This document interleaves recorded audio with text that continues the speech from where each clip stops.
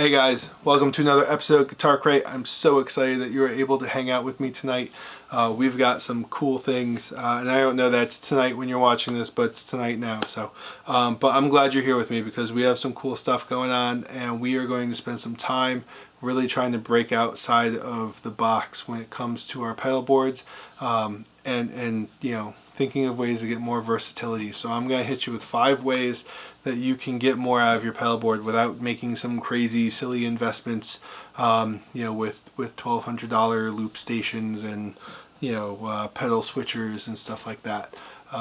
All pretty regular stuff, whether it's something you've never heard of before or just a new way to look at things. I hope you get something new out of this. So to get us started, to give you the background behind this, you know, I've got a new amp for doing all these YouTube videos, and it's the small baby sister to that guy right there. So I now finally have an EVH sound that I can get at like a regular, you know, it's like 75 dB that's running right now. It's pretty simple. As you can see now, I've got the camera for the pedal board, and because I'm using the drive on the amp, I had to set up a pedal board with an effects loop. And so now that I have an effects loop, I have a bunch of creative different ways to do some things, and we're going to go through those. To give you a quick little disclaimer, everything that is on here is stuff that I bought and paid for. None of these things are sponsored. This is my board. This is my board. These are the pedals I put on my board. They're not the only pedals I like. They are the ones I'm driving with right now. So, right now, running with the EVH, I'll be running a dirty tone blue channel through the amp. So therefore, I will have my volume pedal, go to my octaver, go to my wah, which is a loop right here, going to a fuzz, and going to the amp. And then when it comes back from the amp, it's going to hit the delay, it's going to hit the harmonic trem, and then it's going to go to the reverb. The reverb is always on. It's just there so it's not dry. The fuzz is only going to be used when it's clean, and it's really a simple, my fuzz pedal, like when I play a song, it's either going to be a song that I'm using a fuzz pedal on or a song I'm using an overdrive. So if I'm on a clean green channel, I'm on my fuzz pedal, and that's it for the song. There's no switching in the middle of the song, and that's why it's tucked back there. If I go to my blue channel and I'm running my overdrive, then the fuzz pedal is going to be off. I don't ever stack them or use them as a boost. Not that I couldn't, not that I haven't, but right now this is designed and it's pushed in the back because it's going to be for what my tone is going to be for that song. It's either going to be fuzz or it's going to be overdrive. And everything else is to jam out on during the song. So let's get to those 5 things that I did to this pedal board to help you think outside the box. Alright guys, today we're going to start with I guess we always start with number 1, right? So number 1, the most important thing I've ever learned to do with a pedal board is use patch bays. So I have a whole video out on that, but as you can see from that video, those patch bays that I made are right down here on this side. This is my guitar cable going in. This is my guitar cable going to the amp. And then right here is my send and my return for my effects loop. So I have 2 mini housed pedals about that big, and they are going into on each side of the board on the bottom side of the pedal train, going in and going out. Now for me personally, in the way I set this up, my guitar being left-handed, my cable's on this side, which is, you know, the worst side because everybody else makes their pedals to go this way. So I put the patch bay on this side here, so my guitar in allows me to not have my cable in front of my feet. There are many years I struggled with that as a left-handed player, and it was probably more painful than walking into Guitar Center and not having any guitars to play. So the patch bays themselves I have a video on if you go through our currently short library. But if you go through the library, you'll see the pedal patch bays. I show you how to make them. They're easy. If you don't want to make them, everyone from Loop Master, Loop Dash Master, he's a single, a guy, one-man shop that does it himself. You've got a bunch of other places. If you go on Reverb, Guitar Center, Sweetwater, you got a bunch of different places that will do different types of patch bay things. I think One Control has a couple of them. I believe they're a Japanese company. They're all over the place. It's also, only a couple dollars if you want to do it yourself, and you got a drill press and you know how to solder. Very cool thing. And you can see my cabling on the sides of the board here. Everything's nice and easy. I put the board down, I plug everything in on the side, and there's no chaos when it comes to getting on and off the stage. Number one is pedal patch bays. Put them on your board. You can do everything from one central location to having them under there like me and having them split off. Number two is to have a one loop looper. You can do this with multi-loop loopers. I do this actually with, I've got, if you're on Instagram and stuff, you'll see I have a Loop Master 5 loop with a tap tempo, and I use my wah in there. But putting your wah right here on a loop now gives you a lot more flexibility, in a sense of, I will leave this half cocked where I want it, and when I come to play,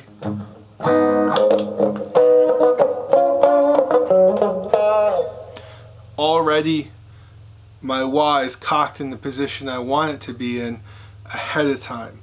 So instead of worrying about hitting the wah down and starting from the bright spot and pulling back and things like that, I have actually essentially made my wah a Q pedal. So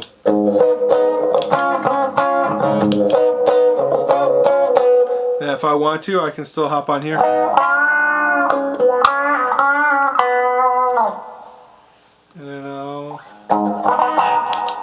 So when I have myself set up ahead of time, I'm always in, I myself will use the wah mostly just in a half cocked position in wherever sweet spot that I find.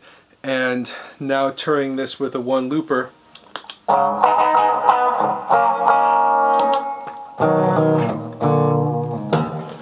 it's, it's much more flexible, it's much easier.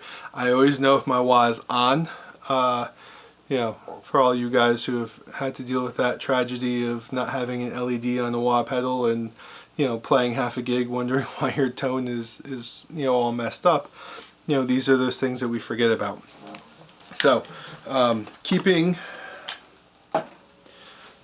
your wah in a loop so that you can have it pre-ready to go, and you also, if you do it like this, you'll also give yourself an LED so you'll always know if it's on. Number three is to not get multifunction pedals.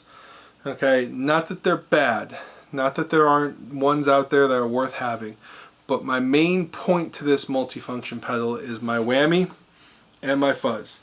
If you have an octaver, a lot of times you get like a sub-octave fuzz or an up-octave fuzz, and as fun as those are, they really limit you. When I have this set up right here, I have my whammy set up to 1 octave up, or 1 octave down and 1 octave up, and I also have it in the polyphonic mode. So if I'm going to play a fuzz tone, so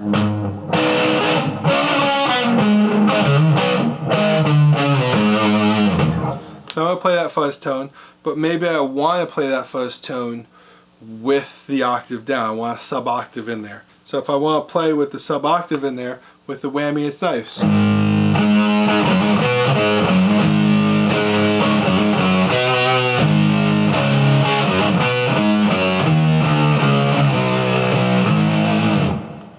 But now I choose to do an octave up.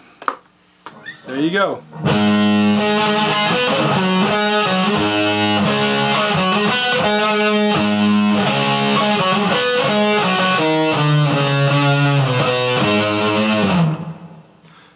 Then if I want to, kind of mix it up a little bit, between the octave down and the octave up, I've got my fuzz.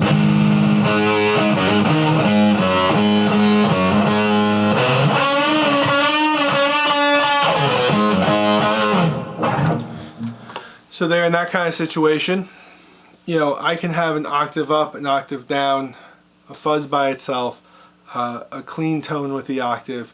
Having those two pedals that do separate things individually, that focus on the one thing, allow me to mix them better. Most of the time, if you're looking for a certain sound, it's okay, but most of the time, if you have an octave pedal and a fuzz pedal built into one box, it's really one tone, and it's really built the way they decided to build it. So next thing you know, you've got an Octavia octave pedal for your Hendrix cover, and then you've got the Blue Box sub-octave pedal for a grunge tune, and then you've got your regular fuzz. Maybe you go with a bender or a regular fuzz face for another tone. And now you're 3 pedals on the board because you have to have a different pedal for each option. So when you get an octave pedal that does the octaves and a fuzz pedal that does the fuzzes, it gives you a little more flexibility. So number 3 is really just about when you have a specific pedal that does the one thing you want it to do, you can actually mix and match a lot easier and give yourself a lot more flexibility when it comes down to the versatility, especially if you're doing like cover band nights and stuff like that. I promise you, the Colossus Fuzz is a muff fuzz. It's more of a muff style pedal. It's not a fuzz face pedal, but when I'm on stage in my cover band, the real point to it for me is, though we're gonna play a song with an octave up fuzz face or Octavio sound, when I'm jamming, the muff is the sound that I enjoy, and I want to sound like me on stage. So even though I'm playing a cover, it's got my own twist to it, and I still have the octave tone in there. No one's ever even noticed. No one's ever asked me, why don't you have that pedal? You need that pedal to do it right. So number 4 is very special to me. This is one that I've struggled with for a long time because it's something I've really wanted, but I can't always get. And so because of that, I have spent a lot of time on my Helix. I spent a lot of time, there we go. I spend a lot of time on my Helix for one reason and one reason only: functionality. There's something about, and it's not even that it's better, but when I play a delay, I usually tap my delay in, and I do a lot of syncopation with my delays. I enjoy that. But when I add a flanger or a rotary sim or anything like that to my delay, I can, on a Helix, tap one button and change everything. I can make sure that every single modulation and every single delay is syncopated all to itself. So as soon as I turn one on halfway through the song, it's already in time with what I'm doing. So in the analog world, up until the last couple of years, it's really been a non-option. But right now, and this is one I picked up from Nose Pedal. I actually got it on Reverb secondhand. Fantastic pedal, love it to death. It actually has a couple of things that I didn't know I needed when I got it. But I have here a Walrus ARP 87 and a Walrus Monument. And you'll notice these two, when they're tapping in, they're not going at the same speed, but they're both plugged into this tap right here. So even though they have their own taps, that's why they're so close together, is I have them routed out to here. And this guy's right here where I can have it. This guy's set to quarter and this guy's set to eighth. So the harmonic trem is always going to go at half the speed that the delay will, or the delay will be at eighth notes and the harmonic trem will be at quarter notes. Now I'm going to play this. When I tap, I'm going to tap slow, that way the delay is on and the harmonic trem is a nice lush behind the scenes. I do it like this because I like it. You can set them to be the same, you can set them to be different. It's also worth noting that I have the harmonic trem after my delay. Why? Because I can. So if I have this guy going,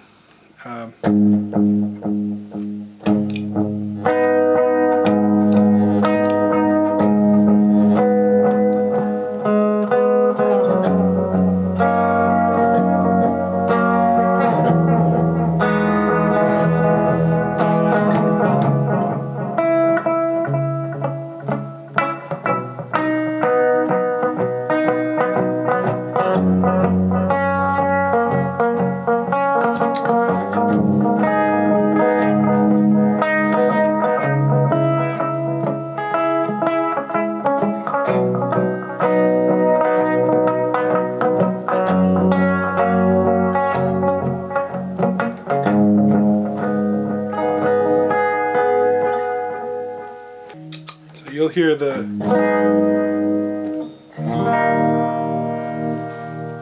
so if I go like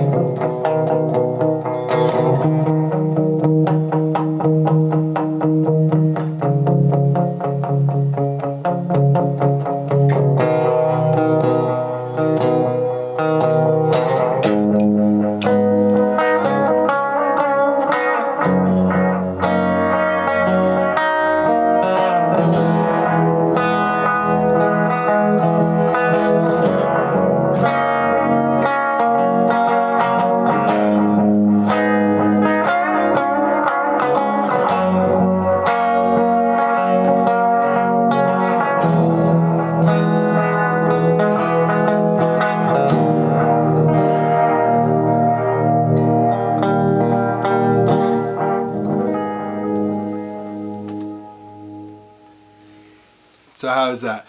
You take your delay, you take your harmonic trem, you put them together, but you have one tap tempo, so that even though they're syncopated to different times, when you tap them in, they give you this real nice cycle. You know, it sounds very professional, almost. You know, it's like when you're in the studio or you're listening to a record when it came out of the studio, and that phaser always happens to cycle right on the beat, right? Doing this gives you that ability, and you can set this up any way you want. You can set it up so they're both at quarter, so you tap and they go at the same time.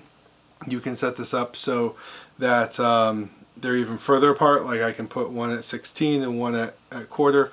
Depends on the pedal and the flexibility it has. I know the flashback, you know, with the tone print, you can change, you know, what you want to tap in at when you hook this up.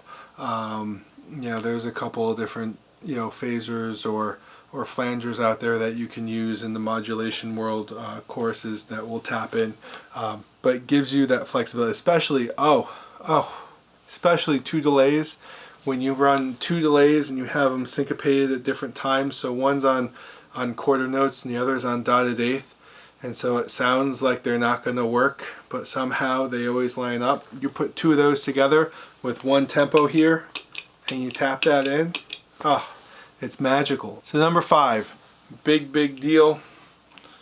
You know, now that we've gone through all of these different things, we've gone through the wah and putting it in a loop, we've gone through separating the octaver from the other pedals, we've gone through putting a multi-tap tempo in there so you can tap tempo in more than one pedal at a time.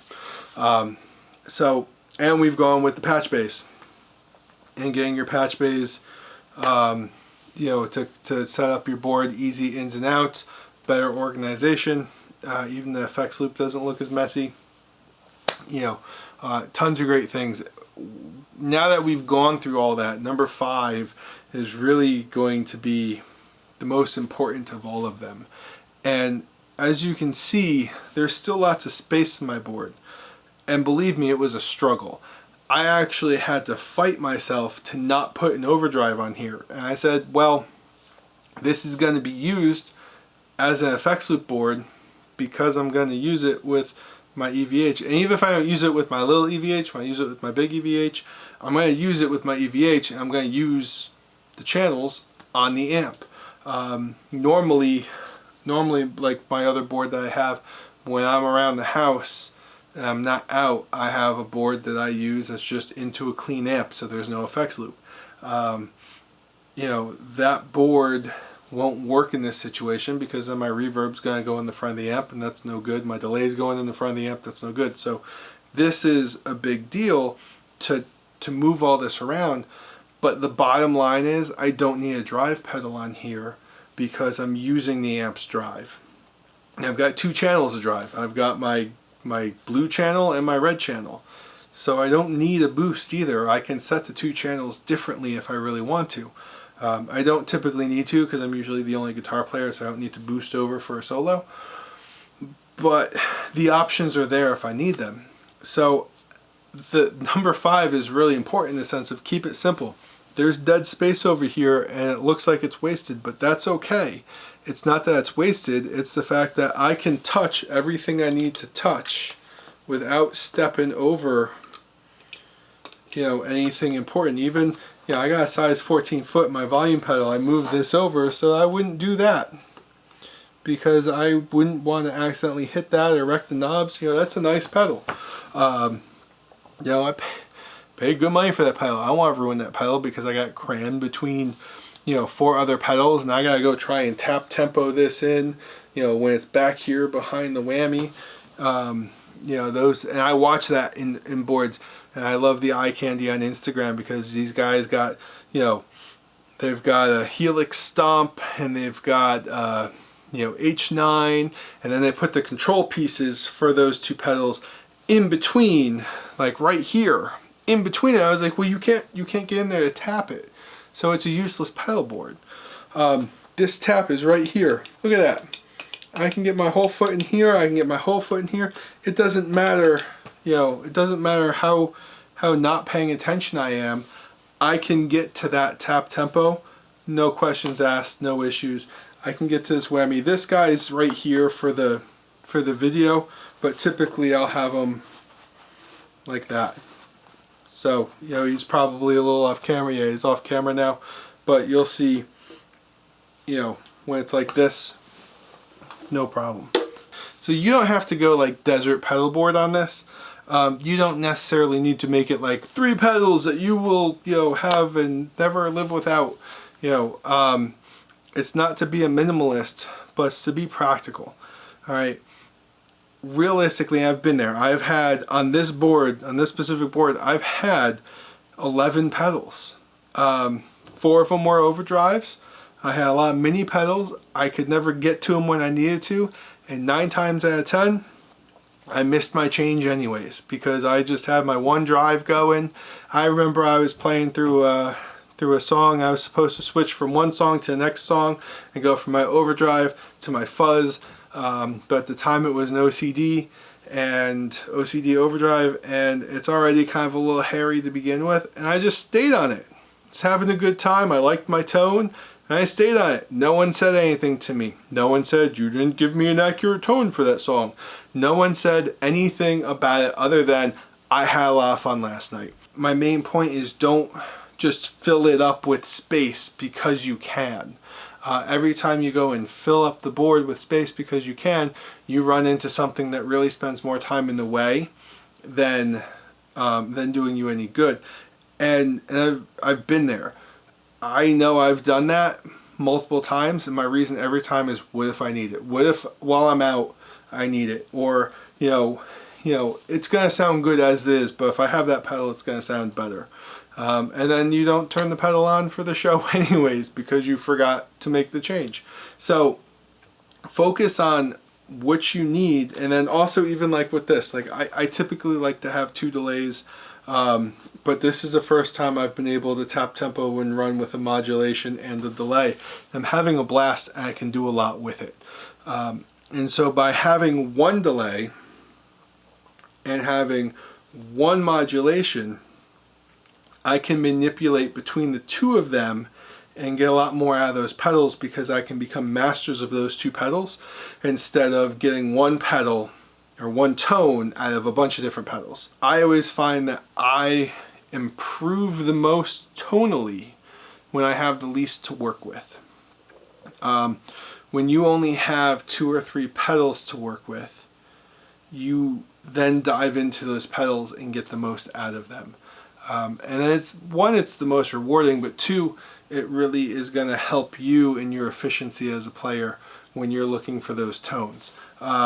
One of my favorite drummers I ever played with, he always played with a 4-piece. He said, if I can't do it with a 4-piece, then I shouldn't do it. You know, he doesn't gain anything by getting more drums. When you play with a 4-piece, it makes you be creative. But to summarize 5, you know, when I say keep it simple, it really means let your pedal board breathe. Don't add any pedals you don't need to put in, and focus on the pedals that you have. There are so many things you can do with 4 pedals. It forces you to be creative. I really hope I've ruffled your feathers, and I hope that I've given you something inspiring to chew on, to help you, you know, get more out of your pedal board. So break yourself out of the box. I'll see you next time on Guitar Crate.